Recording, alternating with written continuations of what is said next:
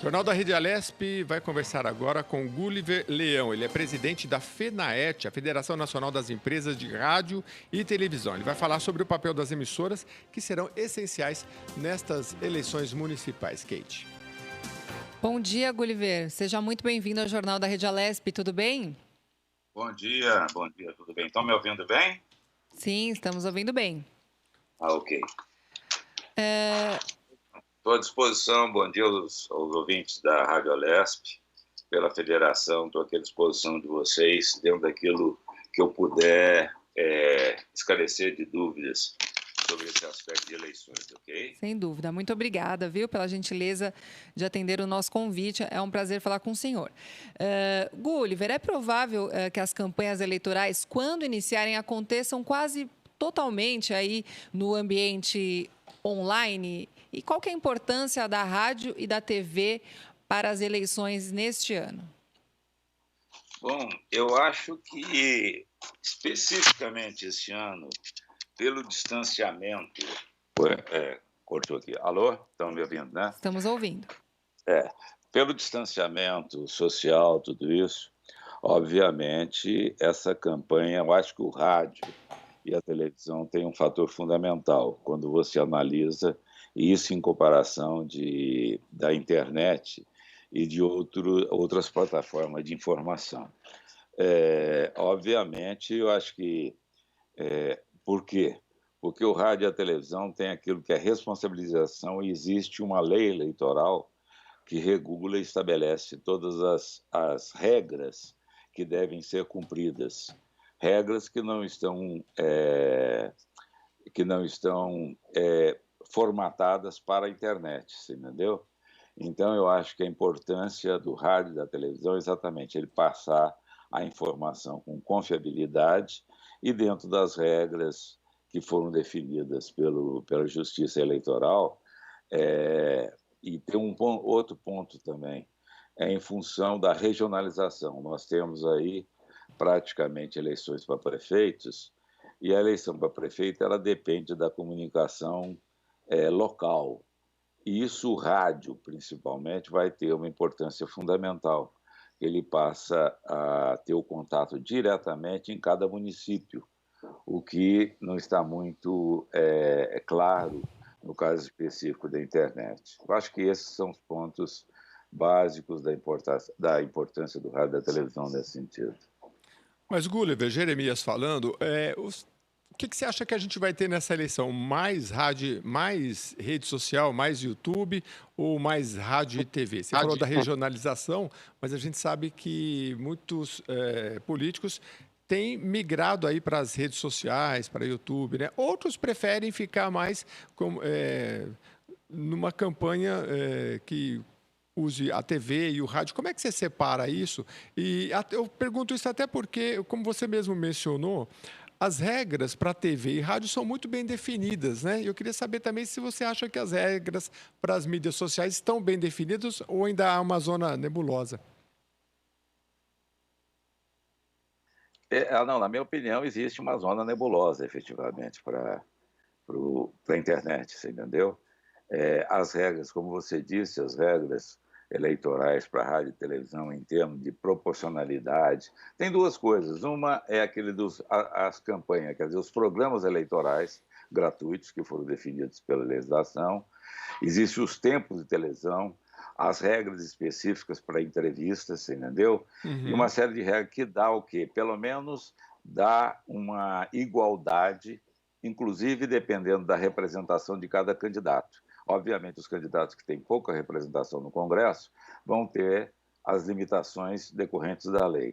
Os outros candidatos que tenham pelo menos 5 representando no Congresso Nacional, sendo deputados ou senadores, obviamente 3 e 2, ou 5 deputados ou 5 senadores, obviamente eles têm uma definição mais clara do tempo que serão utilizados entre eles pela legislação eleitoral.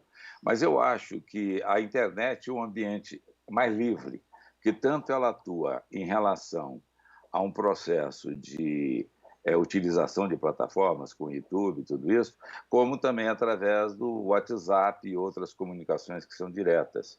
E aí você pode ter uma zona griseira complicada no que se refere a credibilidade, a informação que está indo, entendeu? A fake news, que obviamente é uma coisa que graça de forma e que tem interferido nas últimas eleições de forma muito sintomática. Então, acho que existe uma diferença fundamental e o rádio e a televisão, pelo menos, vão dar maior confiabilidade. Certo. Gulliver, como a gente mesmo tá colocando aqui nessa conversa, né, com poucos, então, eventos presenciais tomando as ruas, é na mídia que essas campanhas vão ganhar força, né? E eu acredito que estar atento ao que os candidatos irão compartilhar, até em relação à própria pandemia, é um dever ético, inclusive, dos profissionais aí de rádio e TV. Queria que o senhor falasse um pouco dos cuidados, então, que os jornalistas precisam tomar nesse momento, dentro desse contexto em que nós estamos vivendo. Bom, eu não entendi bem a pergunta. Você está se referindo Os ao cuidados do... jornalista da Isso, mídia, exatamente. rádio e televisão? Exatamente. Não, tá. Eu acho que os cuidados, eles estão muito bem definidos, entendeu? Porque os cuidados são os cuidados. O rádio e a televisão, ele está obrigado a cumprir as regras da legislação eleitoral, certo? No que se refere, primeiro, o rádio e a televisão têm uma obrigação da veiculação da publicidade eleitoral gratuita, com tempos definidos para cada um dos veículos, tá?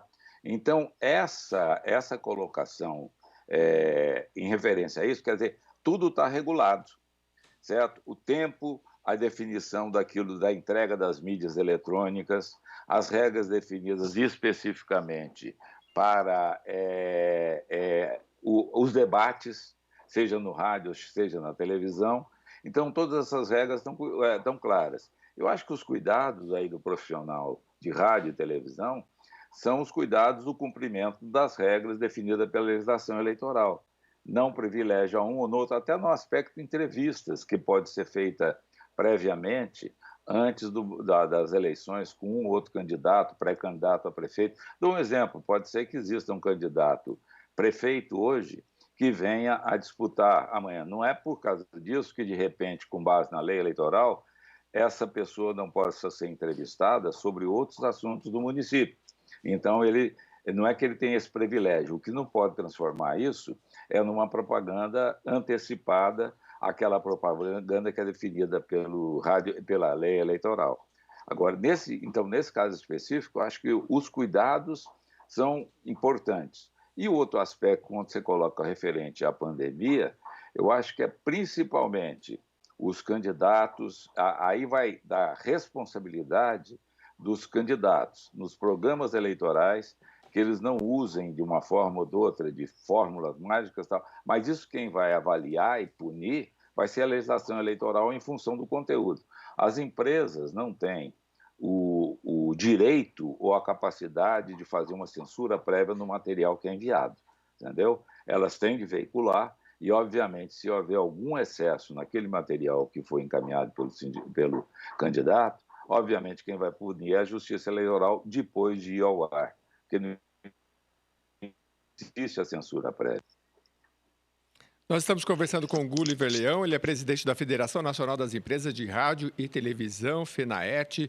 Gulliver, você falou sobre as fake news. Na sua percepção, como é que você vê a influência das fake news? E eu queria saber se você acha que quem é que consegue dominar essas redes sociais? É o poder econômico ou quem detém a informação, quem sabe lidar com redes sociais? Porque a gente vê na prática assim, que tem gente que sabe, próprios partidos, assim, lidar melhor com as redes e aqueles que ainda parece que ainda estão aprendendo, né? Eu queria que você falasse um pouco sobre as fake news e como é que você tem percebido isso, porque quem trabalhou muito em rádio e TV, não existia isso tanto, né? A informação era mais concentrada e hoje é muito pulverizada, né? Enfim. Não, é verdade. A informação hoje é muito pulverizada.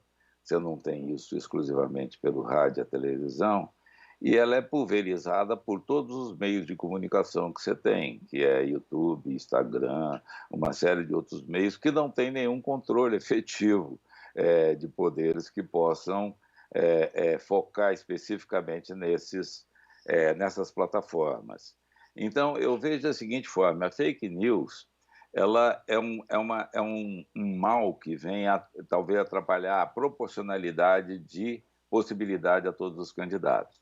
Existe sim, eu acho que a possibilidade do fator econômico, aí a pessoa pode gerar, quem tem mais condições econômicas, pode colocar diversas players, diversas pessoas para trabalhar em favor dele próprio e expandir essa comunicação através da rede social.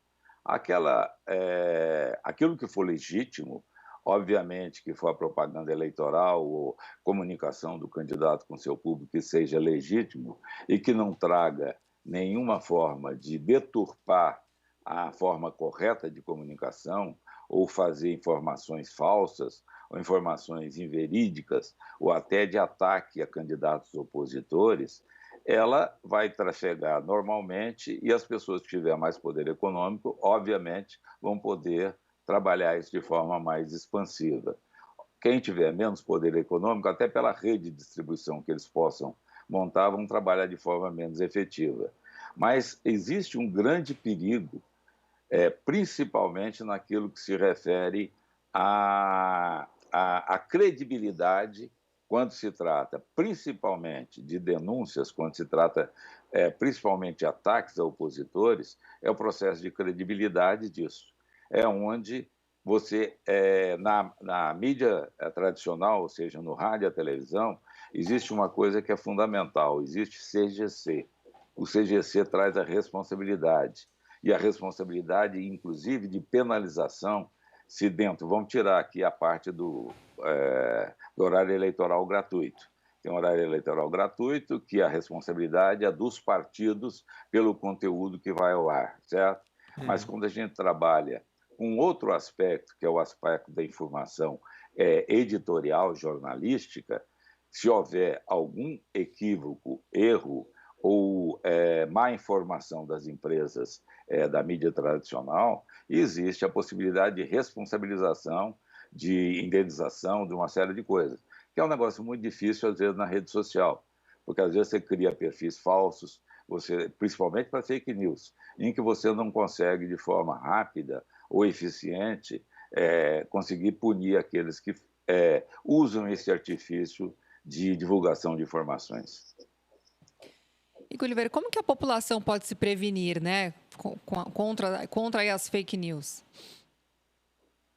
Eu acho que isso é muito difícil, principalmente quando você vai para a mídia de internet, você também tem a facilidade de ter determinados players que são confiáveis, que são players que representam praticamente a mídia tradicional. Quer dizer, também a mídia tradicional, jornais, revistas, portais, eles também utilizam a plataforma digital para suas informações. Eu acho que tudo aquilo que você recebe, que você não desconhece a autoria, o que vem de forma espontânea, você deve colocar um ponto de interrogação em relação a isso. Porque é a forma, quer dizer, nós já vimos esse filme em outros países, já vimos esse filme no Brasil, no sentido de tentativa de desmoralização de candidatos, espalhando notícias falsas, destruindo a própria credibilidade da pessoa. Então, é sempre prudente que aquilo que se recebe via WhatsApp, via Instagram, via as plataformas que são digitais, sempre ter um ponto de interrogação a respeito da credibilidade daquela informação. Acho que me parece, não, Kate e Gulliver, que é uma evolução de todos, né? Inclusive da população. A gente vê uma briga aí, o Gulliver também deve acompanhar há muito tempo, em relação à normativa disso tudo. Aos poucos foi se cortando, os santinhos não podia mais, os comícios junto com artistas já foi cortando. Aí, de repente, se entrou na questão aí das fake news, né? É uma novidade que a área jurídica tem que lidar com isso. Aqui na Alesp a gente está tendo a CPI das fake news, no Congresso também, né? É difícil, é claro que quando a população sabe analisar melhor e ver se aquilo é ou não fake news, é melhor. Mas realmente complicado, né? É uma evolução, não, Gulliver? Eu acho que sim, e é uma zona muito grande. Eu acho que você analisa, inclusive, é, mídias tradicionais como o jornal, que hoje grandes jornais diminuíram muito a sua circulação, estão migrando também para plataformas digitais, certo? Alguns outros veículos que, em anos anteriores, quer dizer, é um negócio interessante, porque quando surgiu a televisão, as pessoas diziam que o rádio ia morrer com o advento da televisão. Não morreu, e às vezes hoje, é como a colocação que eu fiz agora. Hoje, nessa eleição, em termos de comunicação, que tem a CGC, que tem a responsabilidade, que possa cumprir aquilo que a legislação eleitoral determina, que é os horários eleitorais, a propaganda eleitoral gratuita, debates e tal, o rádio tem fundamental importância, porque ele pega em cada um dos municípios brasileiros onde vão ocorrer as eleições para prefeito. Então, você tem um poder do rádio muito forte no que se refere a esse tipo de comunicação. Agora, é evidente que essa evolução ela está ocorrendo, mudança de plataforma. Os veículos que souberam transformar suas mídias indo para a plataforma digital e tem uma coisa básica que chama que é a credibilidade. Quando existe a credibilidade da responsabilidade do veículo, é onde ele pode prosperar. A geração de conteúdo pode mudar de plataforma ao curso dos anos, mas existe um problema básico que é a credibilidade. E é em razão disso mesmo, como você disse, que a própria Assembleia Legislativa de São Paulo, Congresso Nacional, estão procurando alternativas, entendeu, de regular e ter uma lei específica de fake news, porque como diz, é um mercado muito aberto.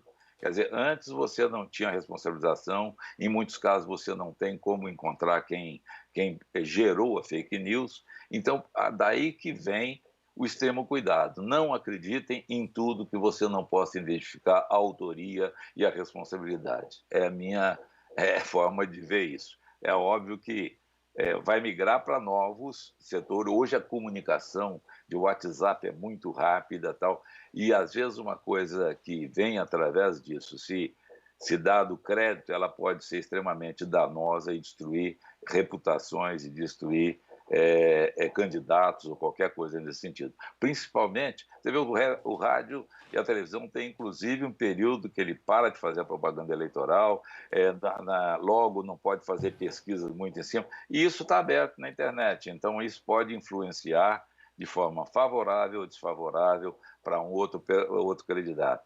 E isso aí que eu acho que tira um pouco exatamente da credibilidade democrática que deve existir num processo eleitoral. Muito bem. Gulliver, a gente está chegando ao final da nossa entrevista. Eu quero te deixar à vontade aí, se você que tiver mais alguma consideração, você que representa aí a Federação Nacional das Empresas de Rádio e Televisão, a FENAERT, né?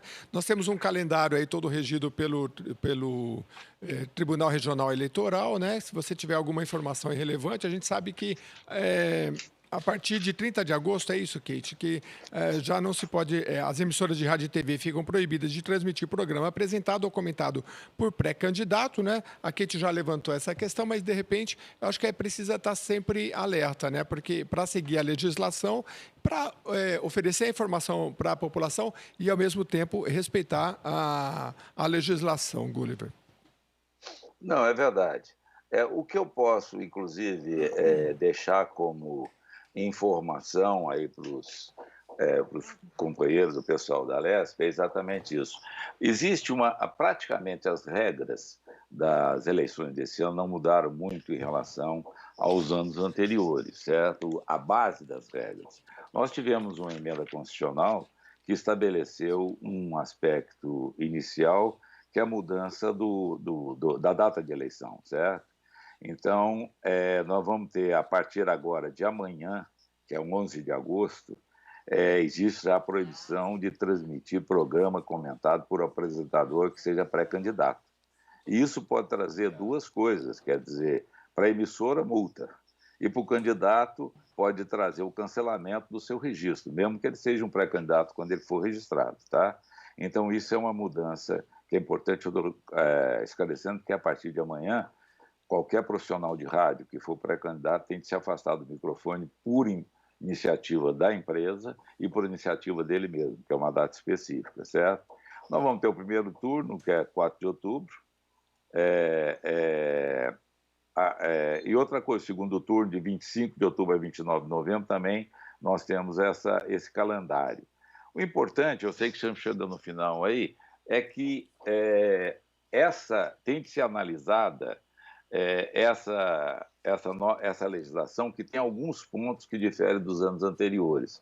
E isso se faz de forma fácil, pode ser acessado também no site da ABERT, que é a Associação Brasileira de Empresas de Rádio e Televisão, tem toda a legislação lá, tá? É só entrar abert.com.br, tem toda a legislação que facilita até para análise, para o entendimento, para o cumprimento daquilo que se refere à lei eleitoral, definição de datas, tudo isso. E que, efetivamente, como eu disse no início, não está sujeita àquilo que é a internet, em alguns pontos, não estão sujeita a esse tipo de legislação. E, no mais, a gente esperar aí que a gente tenha realmente um pleito democrático, aberto, e com esse espírito que deve prevalecer, independente e cuidando-se muito com a falta de credibilidade, principalmente da fake news. No mais, eu quero agradecer somente a oportunidade e colocar à disposição aí para qualquer dúvida. Muito obrigada, Gulliver, pelos seus esclarecimentos. Bom, nós conversamos então com o Gulliver Leão, que é presidente da Federação Nacional das Empresas de Rádio e Televisão. Ele então falou sobre a importância aí do rádio e da TV neste ano então de eleições municipais, dentro desse contexto atípico que vivemos por conta da pandemia do novo coronavírus. Obrigada e até a próxima, Gulliver.